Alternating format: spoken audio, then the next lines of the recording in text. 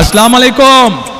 আজকের এই নির্বাচনী জনসভার সম্মানিত সভাপতি, আমার সামনে উপস্থিত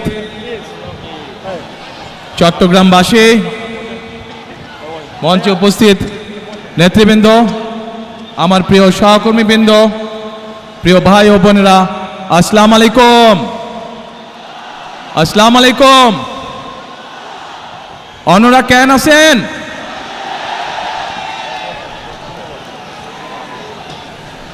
প্রিয় ভাই বোনেরা, আজকে আমরা এখানে সকলে একত্রিত হয়েছি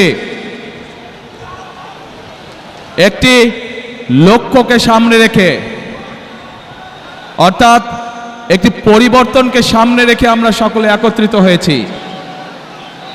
এই সেই চট্টগ্রাম, এই সেই চট্টগ্রামের পুণ্যভূমি, যেখান থেকে শহীদ রাষ্ট্রপতি জিয়াউর রহমান 1971 সালের স্বাধীনতার ঘোষণা দিয়েছিলেন।